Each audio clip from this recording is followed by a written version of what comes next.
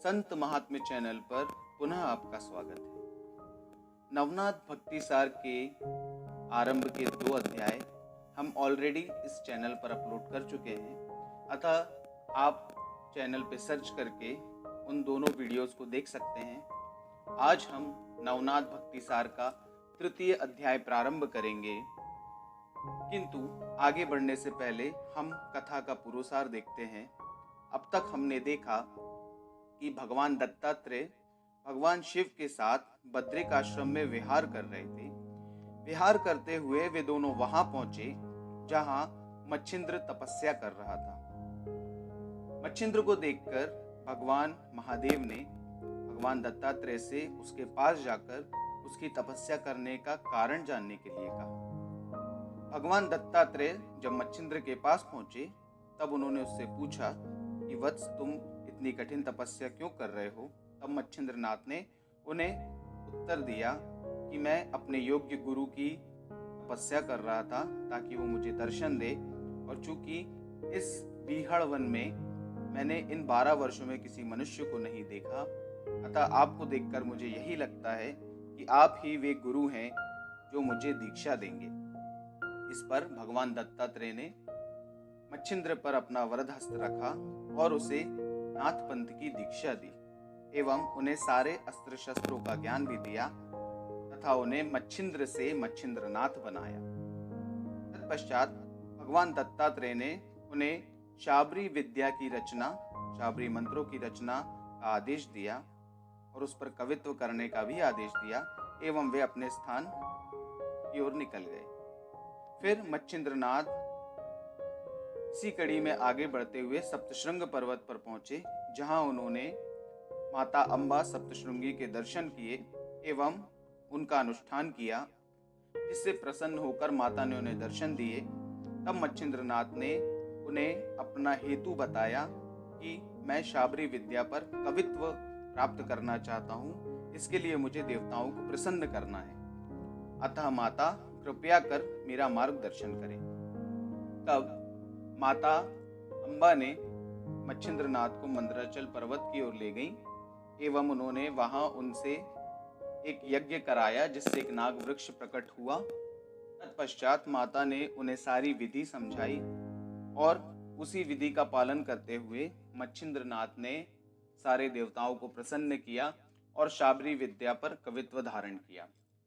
तत्पश्चात मच्छिंद्रनाथ ने बंगाल की ओर प्रस्थान किया।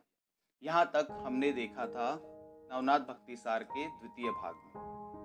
अब 3 भाग को आरंभ करने से पहले मैं आप सभी से निवेदन करूंगा कि हमारे इस चैनल को सब्सक्राइब जरूर करें, ताकि आगे आने वाले हमारे संतों से जुड़े हुए जितने भी वीडियोस हैं उनकी नोटिफिकेशन आपको समय पर मिल जाए। तो चलिए प्रारंभ करते हैं नवनाथ भक्ति सार का 3 अध्याय। बंगाल देश से निकलकर मच्छिंद्रनाथ रामेश्वर पहुंचे। वहां समुद्र में स्नान आदि से निवृत्त होकर जब वे वापस निकले तो उन्हें रास्ते में एक वानर दिखाई दिया। वे वानर स्वरूपी बजरंग बली ही थे, जो मूसलाधार वर्षा से बचने हेतु एक चट्टान पर गुफा का निर्माण कर रहे थे। यह देखकर मच्छिंद्रनाथ अचंभित हुए। हनुमान जी की वास्तविकता से अनभिज्ञ होने के कारण नाथ ने उलाहना देते हुए बजरंग बली से कहा, हे वानर, तुम्हारी मूर्खता के लिए मैं तुम्हें क्या कहूं? अरे इतनी भयंकर वृष्टि में तुम गुफा कैसे निर्मित करोगे? प्यास लगने पर कुआं खोदने से क्या लाभ मिलेगा? ऐसा सुनकर बजरंग बली बोले, बाबा जी, इतनी समझदारी की बातों भरा उपदेश देने वाले तुम हो कौन? तब मच्छिंद्रनाथ बोले, मैं एक बली हूं और मुझे मच्छिंद्रनाथ नाम से यह सारा संसार पहचानता है। उस पर बजरंग बली बोले, इस संसार में मेरी जानकारी अनुसार केवल हनुमान ही हैं जिन्हें बली की उपाधि प्राप्त है, अतः तुम्हारे रूप में ये नया बली कहां से पैदा हो गया? पहले ये बताओ कि ये पदवी तुम्हें दी किसने?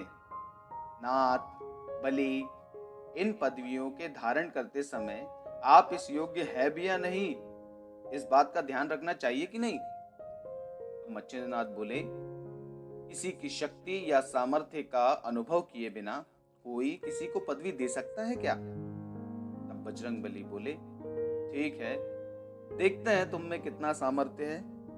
श्री हनुमान के सानिध्य में रहते हुए मुझे उनकी शक्ति का सहस्त्रांश प्राप्त हुआ है।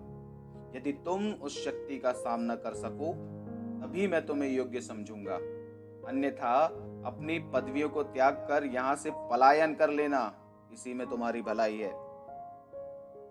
बजरंगबली के आह्वान का स्वीकार करते हुए मच्छिंद्रनाथ बोले, हे वानर, मुझे तुम्हारा आह्वान स्वीकार है, मैं भी तो देखूं तुम्हारा सामर्थ्य। यह सुनकर मारुति क्रोधित हो गए। उन्होंने क्षण भर में ही महाकाय स्वरूप धारण कर नाथ पर पर्वत उठाकर फेंक दिया।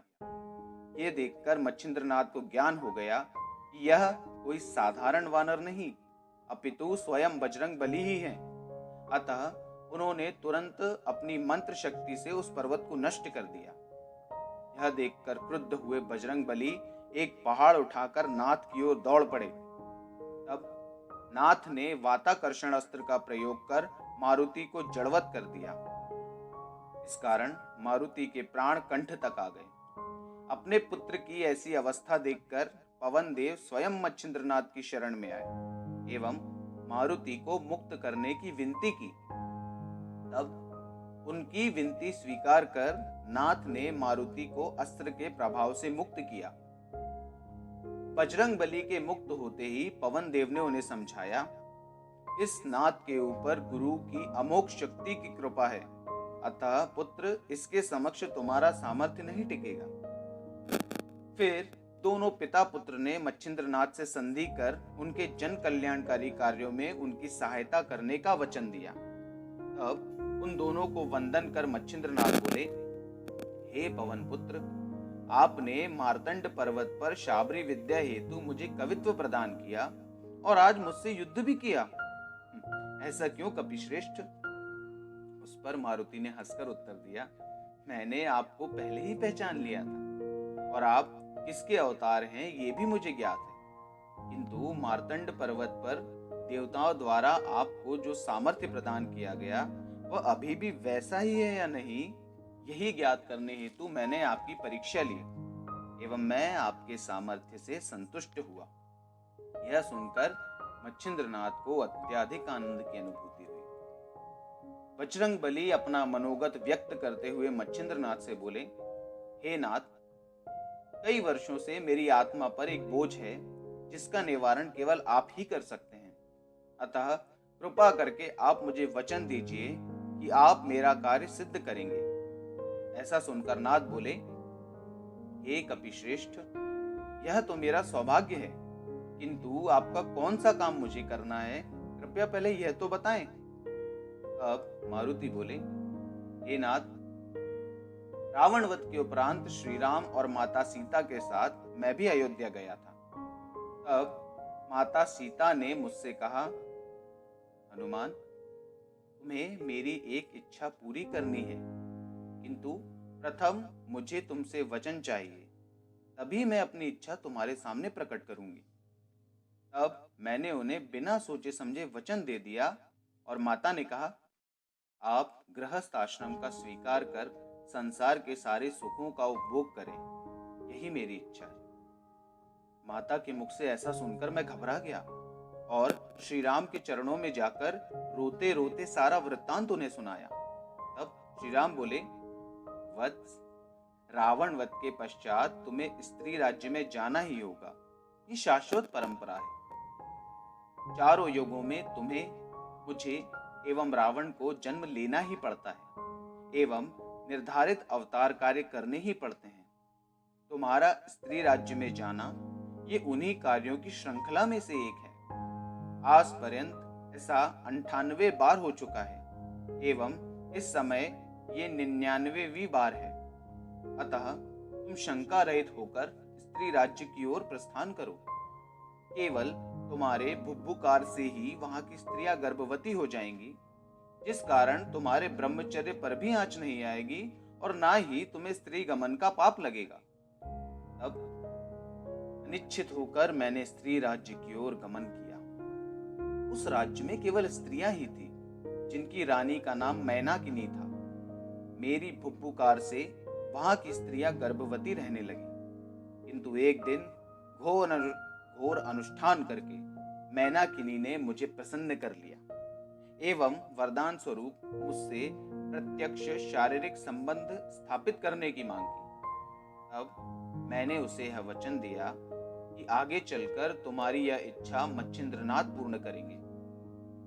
अब मेरे इस वचन को पूर्ण कर मुझे मुक्ति दिलाइए, ताकि मैं बोझ मुक्त हो सकूं। ऐसा सुनकर मच्छिंद्रनाथ के मन में भी अंतर्द्वंद प्रारंभ हो गया, किंतु मारुति ने उनकी इस दशा को समझते हुए उनकी समस्या का निराकरण करते हुए कहा, मैनाकिनी के गर्भ से आपके पिता उपरीचर वसु स्वयं जन्म लेकर महान कीर्तिमान स्थापित करेंगे। तब नाथ ने मारुति के वचन की पूर्णता का आश्वासन देते हुए पवन देव एवं हनुमान को प्रणाम कर तीर्थ यात्रा की ओर प्रस्थान किया। मित्रों, इसी के साथ नवनाथ भक्तिसार का 3य अध्याय समाप्त होता है।